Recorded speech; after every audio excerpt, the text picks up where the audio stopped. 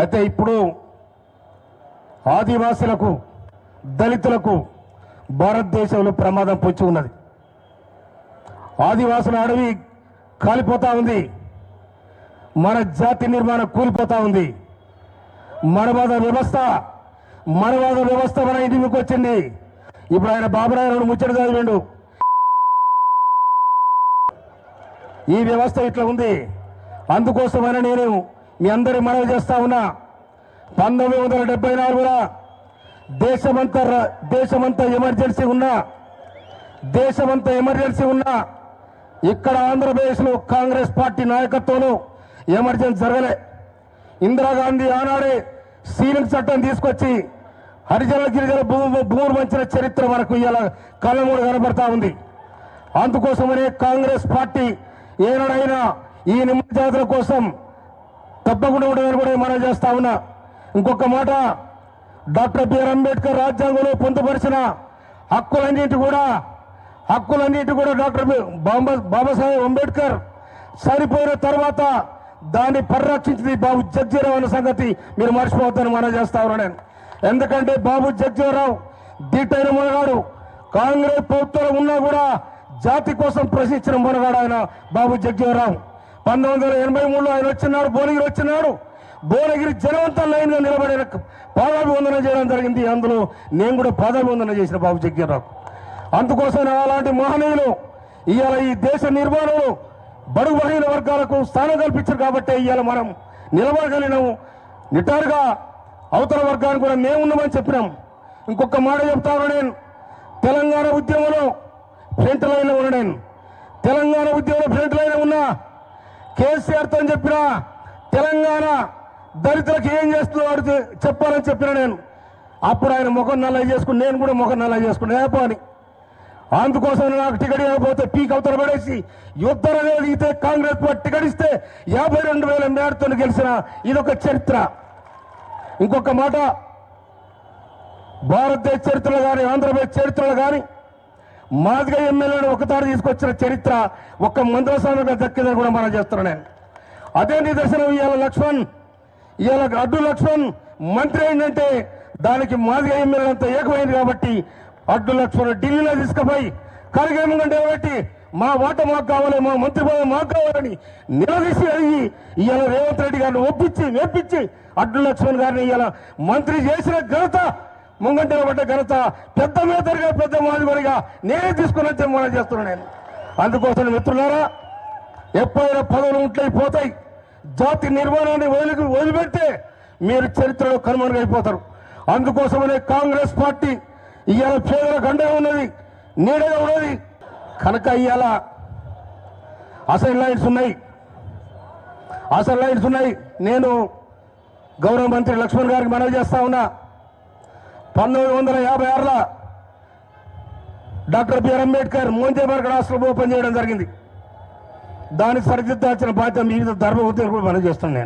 నేను మొన్న జరిగినటువంటి కవంపల్లి సత్యనారాయణ గారికి ఎస్సీసీఎల్ రాష్ట్ర అధ్యక్షునిగా నియమితులందుకు వారికి మా తరఫున హృదయపూర్వక శుభాకాంక్షలు. దురదృష్టం ఏంటంటే నాకు గాంధీ భవన్ లో నిర్వహించిన సభలో తుంగతుర్తి ఎమ్మెల్యే ఆయన ఎంత మూర్ఖుడంటే, ఎంత ఫాల్తు మాటలు మాట్లాడినంటే, ఈ భాష మాట్లాడుతున్నంటే అర్థం చేసుకోండి. వాళ్ళ రాష్ట్ర ముఖ్యమంత్రి కాంగ్రెస్ అంటే ముస్లిం అంటే కాంగ్రెస్. ఎస్, ఇలా యథా రాజా తదా ప్రజా. ఇలా ముఖ్యమంత్రి బాటలు నడుస్తున్నట్టున్నారు కాంగ్రెస్ పార్టీ నాయకులు.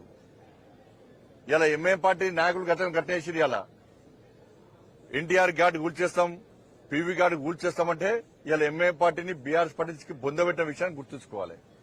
15 నిమిషాలు సమయం ఇస్తే నరికి చంపుతానే ఎంఐఎం పార్టీని మొత్తం ఎక్కడ కూడా భూస్థాపన చేసిన విషయాన్ని గుర్తుంచుకోవాలి. రెడ్డి అయినా రావైనా ఎవ్వలైనా కూడా మా కాళ్ల కిందకి వచ్చి పడుండాల్సిందే అని చెప్పి ఎంఐఎం పార్టీ అంటే కూడా సిగ్గు లేకుండా, పౌరుషం లేకుండా, రేషం లేకుండా, రోషం లేకుండా వాళ్ళ మోచేతి నీళ్లు దాగే కాంగ్రెస్ బీఆర్ఎస్ పార్టీ నాయకులారా, మీ నాయకుల వివరశాలి ఫస్ట్ మార్చుకోండి. ఫస్ట్ అంత వేదిక మీద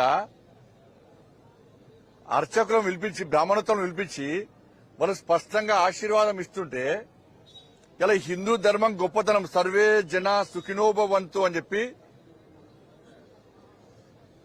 ప్రతి వ్యక్తి ప్రతి ప్రాణి సుఖ సంతోషాలతో ఉండాలని కోరుకునే ధర్మమే నా హిందూ ధర్మం. గాడ్ బ్లెస్ యూ కాదు, సర్వే జన సుఖినోభవంతు. ఇది నా హిందూ ధర్మం యొక్క గొప్పతనం. కానీ ఆ మూర్ఖునికి ఏం రాలే, బ్రాహ్మణోత్తంలో ఆశీర్వాదం తెలియదే. అక్కడ వేదికమైన నాయకులకు సిగ్గుండాలి కొంచెం. పోయి నీ భార్య పిల్లలు అడుగుండ్రి. అడా నిన్న వేదికమైన మహేష్ కుమార్ గౌడ్ గారు మీతో పాటు మీ నాయకులు పోయి మీ తుంగతుర్తి ఎమ్మెల్యే బ్రాహ్మణోత్తల మీద హిందూ ధర్మం మీద మాట్లాడిన మాటలు తీసుకుపోయి మీ భార్య పిల్లల మీద నిలబెట్టి ఆయన మాట్లాడేది కరెక్టేనా? ఎంత ఆహ్లాదం పొందిరు వేదికమైన నాయకులు. అబ్బా చప్పలు కొడుతున్నారు, నిజంగా చప్పలు కొడుతున్నారు, కేరింతలు కొడుతున్నారు కాంగ్రెస్ పార్టీ నాయకులు. హిందూ ధర్మాన్ని ఏలన చేస్తే, బ్రాహ్మణోత్తముల యొక్క ఆశీర్వాదాన్ని ఏలన చేస్తే, బూతులు మాట్లాడితే కాంగ్రెస్ పార్టీ వేదికమైన నాయకులు చప్పలు కొడుతున్నారు. ఆనందం, రాక్షస ఆనందం పొందుతున్నారు. హిందూ సమాజం చూడాలి ఇవాళ, దాన్ని హిందూ సమాజం గుర్తించాలి ఇవాళ. కాంగ్రెస్ పార్టీ యొక్క ద్వంద్వ విధానాలు, కాంగ్రెస్ పార్టీ యొక్క హిందూ వ్యతిరేక విధానాలను ఇలా హిందూ సమాజం గుర్తించాలి. ఎన్ని రోజులకే పడుంటాం? అరే దేవుణ్ణి తిట్టిర్రు, దేవాలయాన్ని కూస్తున్నారు, సమాజాన్ని చీల్చే ప్రయత్నం చేస్తున్నారు, నిర్లక్ష్యం చేస్తున్నారు హిందూ సమాజాన్ని. చివరకు బూతులు తిట్టే స్థాయికి వచ్చిర్రంటే ఇలా తుంగతుర్తి నువ్వు ఎట్లా గెలుస్తావు చూస్తాం ఈసారి ఇండియా. నువ్వేదో అంటున్నావు కదా, నువ్వు ఎస్సీవా బీసీవా? ఫస్ట్ చెప్పు, నువ్వు ఎస్సీవా బీసీవా? దేవుడు ఒక్కడే. నేను అంటున్నా దేవుడు ఒక్కడే. నిజమైన క్రిస్టియన్స్ ఎవ్వరు కూడా ఈ భాష మాట్లాడరు. నిజమైన క్రిస్టియన్స్ మొదటి నుంచి క్రైస్తవంలో ఉన్నటువంటి ఎవ్వరు కూడా ఈ భాష మాట్లాడరు. ఇవాళ నువ్వేం చేసినావు తుంగతుర్తి ఎమ్మెల్యే? నువ్వు ఈ దేవుని మోసం చేసి ఆ దేవుని దగ్గరికి పోయినావు. నువ్వు నీకు జన్మనిచ్చినటువంటి దేవుణ్ణి మోసం చేసి ఆ దేవుని దగ్గరికి పోయినావు. ఆ దేవుడు ఎప్పుడు శిక్షిస్తాను నేను?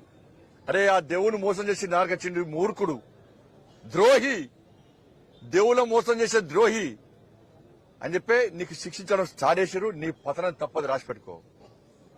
నీ క్షమాపణ చెప్పాలని అవసరం హిందూ సమాజానికి అవసరం లేదు. ముఖ్యమంత్రి క్షమాపణ చెప్పాలి ఫస్ట్.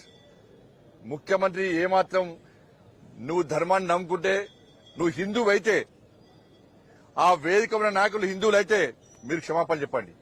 ఆయన వెంటనే పార్టీని సస్పెండ్ చేస్తారా, ఏం చేస్తారో ఆయన మీద వెంటనే క్రిమినల్ కేసులు పెట్టాల్సిందిగా ఇలా మత విద్వేషాలు రగిలించే ప్రయత్నం తుంగతుర్తి ఎమ్మెల్యే చేసిండు. ఆయన మీద వెంటనే క్రిమినల్ కేసులు పెట్టాలి. ఆయన శాశ్వతంగా ఎన్నికల పోటీ ఇవ్వకుండా ప్రభుత్వం ఏం చేస్తుందో చర్యలు తీసుకోవాలి. తుంగతుర్తిలో నీ పతనం స్టార్ట్ అయింది బిడ్డ. నీ సంగతి చూస్తాం ఇవాళ. నా దేవులను ధర్మాన్ని కించపరుస్తావా నువ్వు? హిందూ సమాజం ఏది మా సహనాన్ని, హిందూ సమాజం యొక్క సహనాన్ని పిరికితంగా భావిస్తే ఏం చేస్తామో కరీంనగర్లో చూపెట్టినాం, జిఎస్ఎంసీ ఎన్నికలు చూపెట్టినాం, మళ్ళా చూపెట్టబోతున్నాం, మళ్ళా చూపెట్టబోతున్నాం. ఇది మంచి పద్ధతి కాదు అన్న విషయాన్ని నేను స్పష్టం చేస్తున్నాను. అసలైన తొలి వెలుగు. ఫాలో వాట్సాప్ @తొలి వెలుగు అఫీషియల్.